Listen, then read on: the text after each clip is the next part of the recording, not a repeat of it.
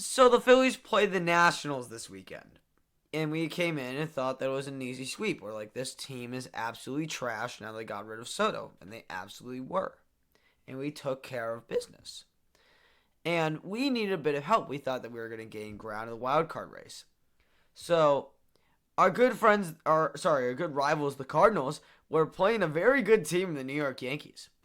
And for a team that's 70-35, you would think that it would be very easy to ask them to win a series. But no, they can't even win a single game against the Cardinals. What are you thinking?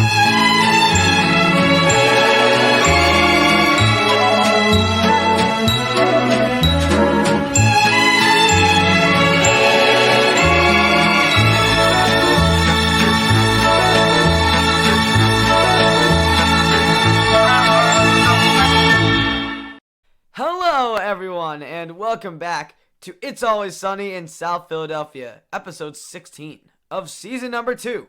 I am your host, Riley Rich, and today we will talk about the Phillies last week in review.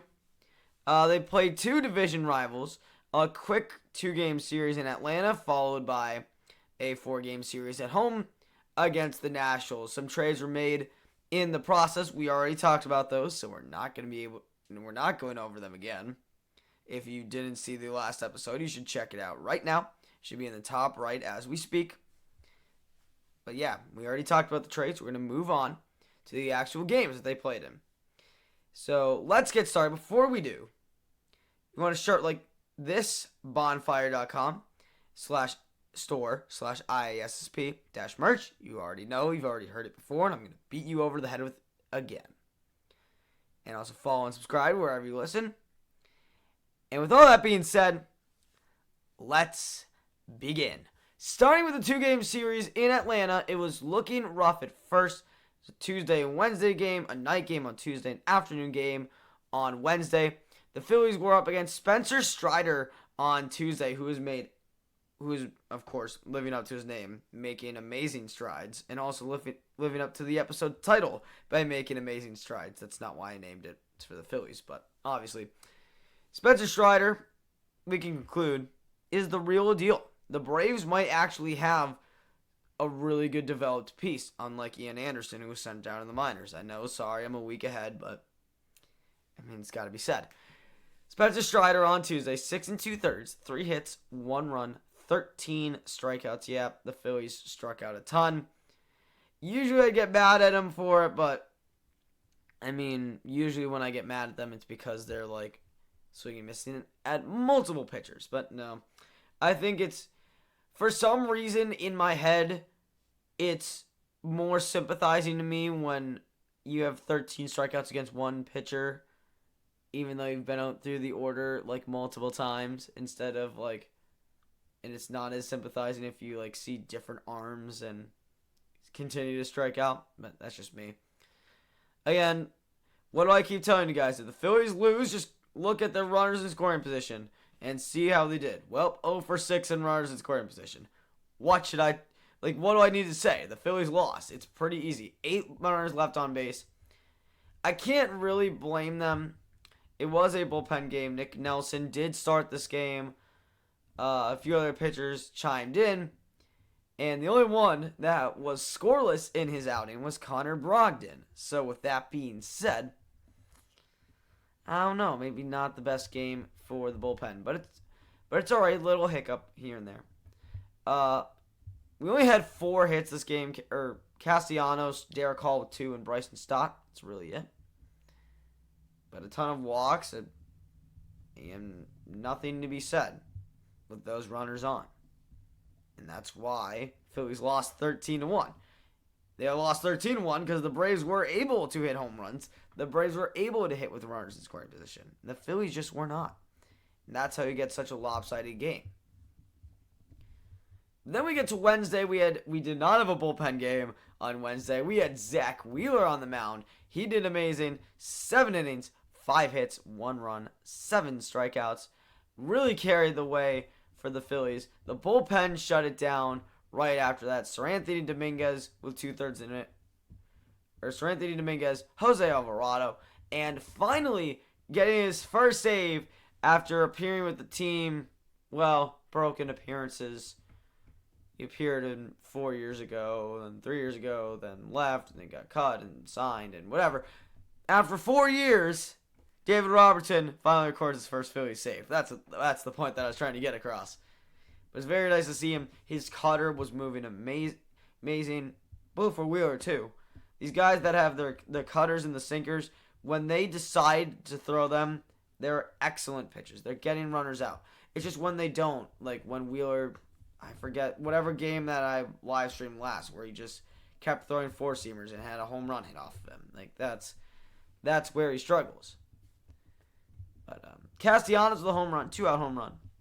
Very nice. Got the offense going. It was not really an offensive game, more of a pitcher stool, but Castellanos' home run was enough to lift them over.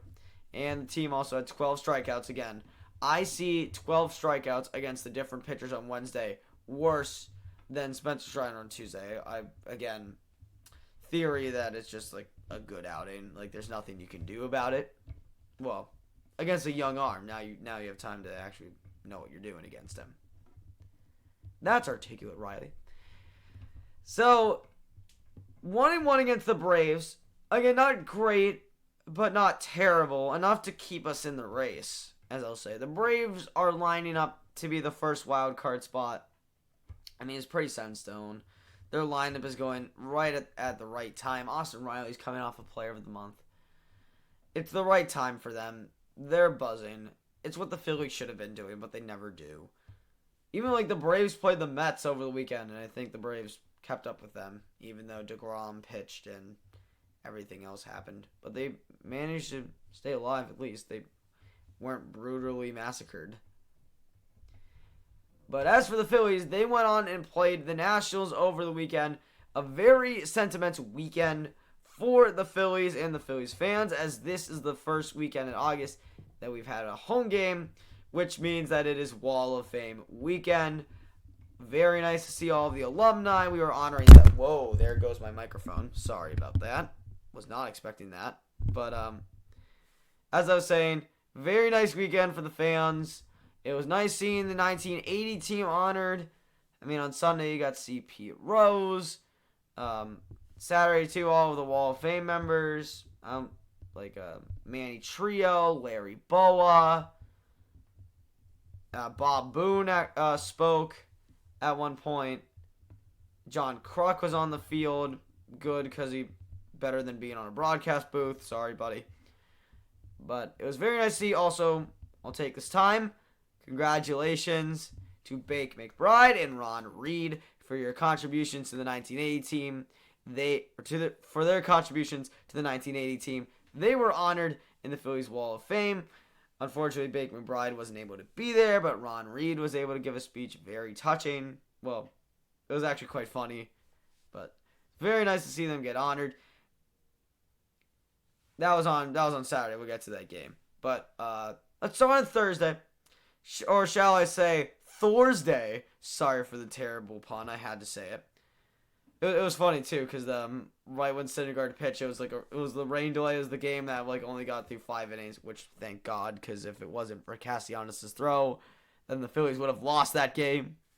But it was funny because I saw all over my Twitter page is that all of these pictures of the single lightning strikeout in center field, right on Thursday. So I'm going to keep saying it like that. I'm gonna annoy the hell out of you guys. But yeah, it was really funny to see that. Syndergaard had his first outing. It wasn't great. 5 innings, 11 hits, 4 runs, 2 strikeouts. Not really the greatest. But it was enough to keep him in the game, which is all they needed, because Hoskins and Bohm decided to show up with home runs. That's not the first time that you're going to hear that Reese hit a home run. And again, like I said before, Thor absolutely saved by a Castellanos throw. I think it was I forget if it was the 4th or the 5th. Nats loaded the bases.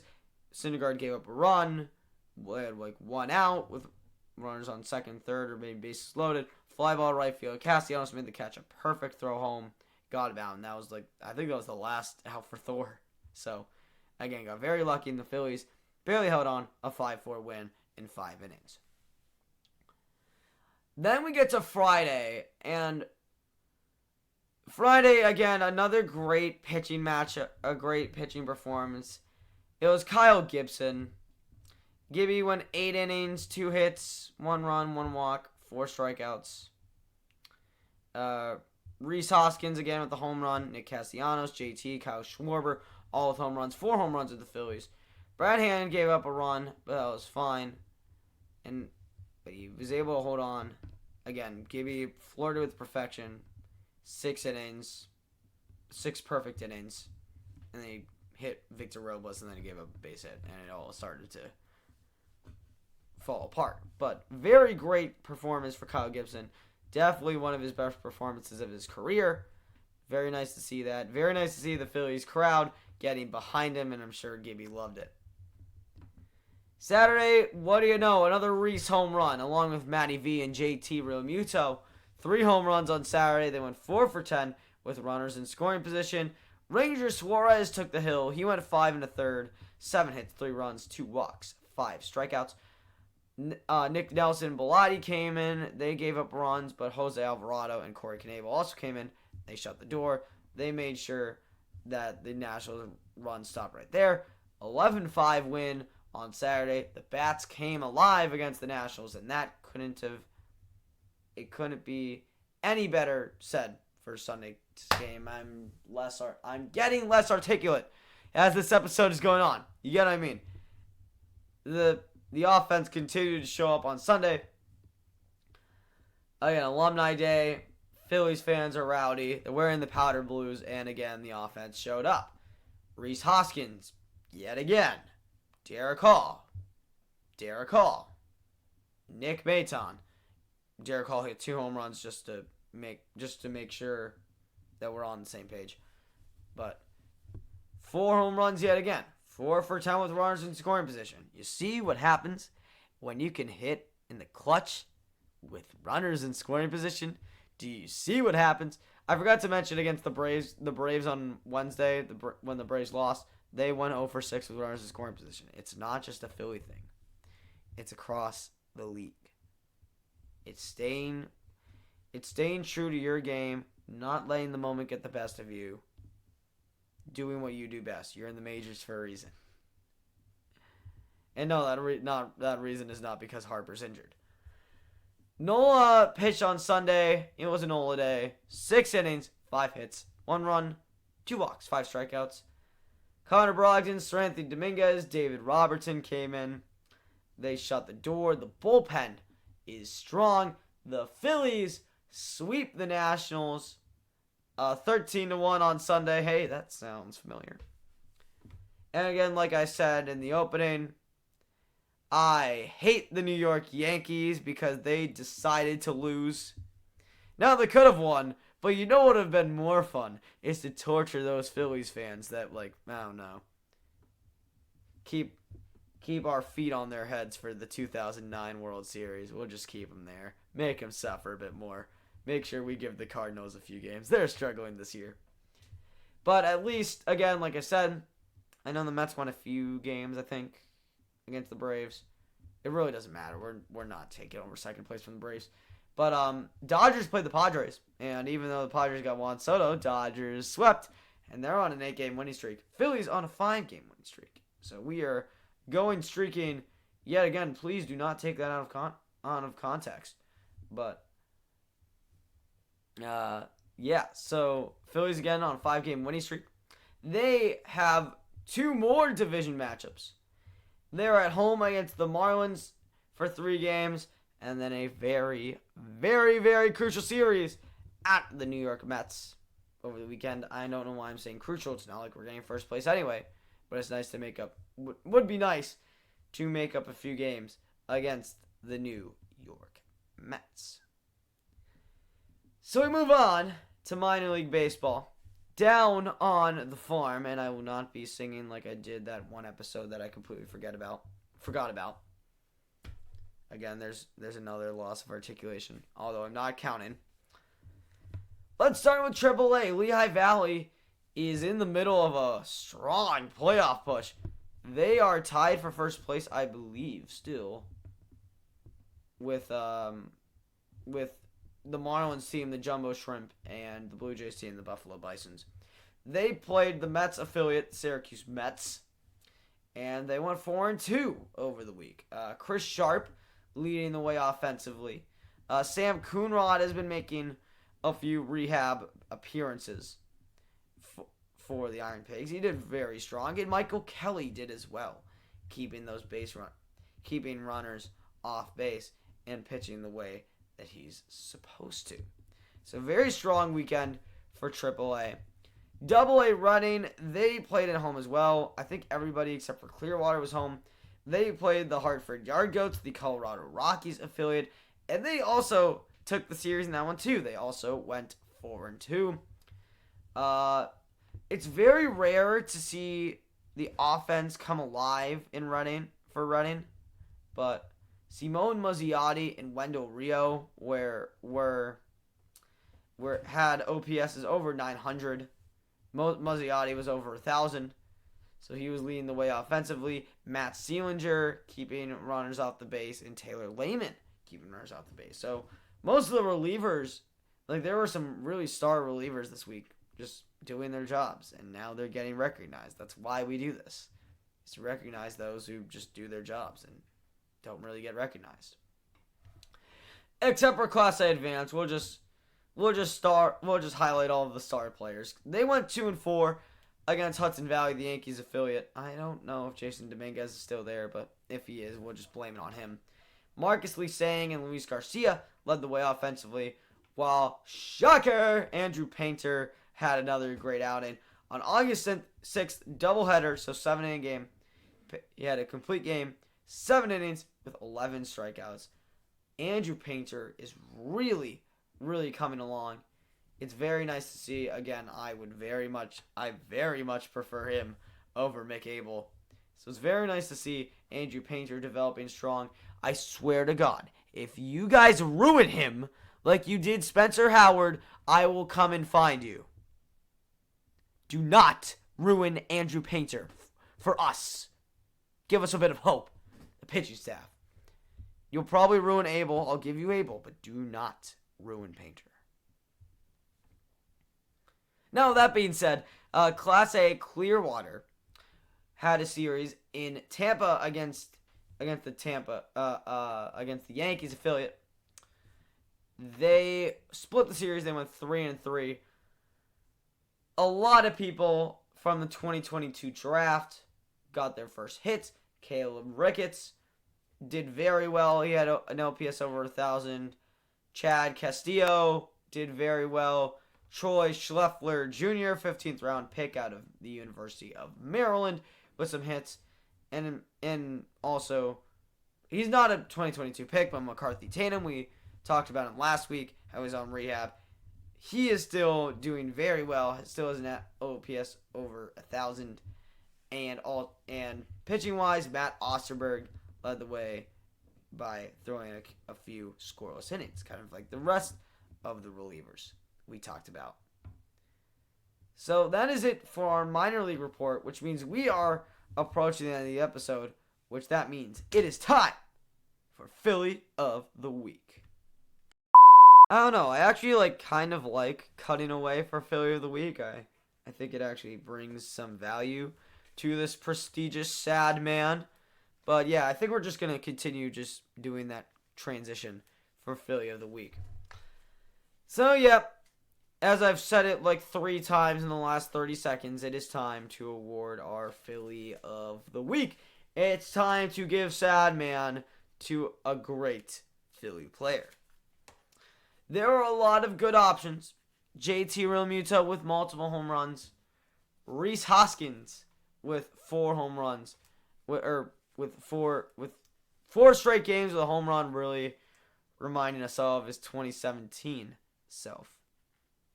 But I think when I look back on it, I really wanted to give it to Rhys, but I feel like I was in the same exact position earlier in the season. and I picked Reese over this player. We talked about him already. We talked about his pitcher performance.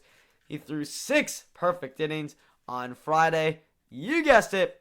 Our Philly of the week this week goes to Kyle Gibson. He only pitched once this week, but he put on an absolute show. I'll give you the line again.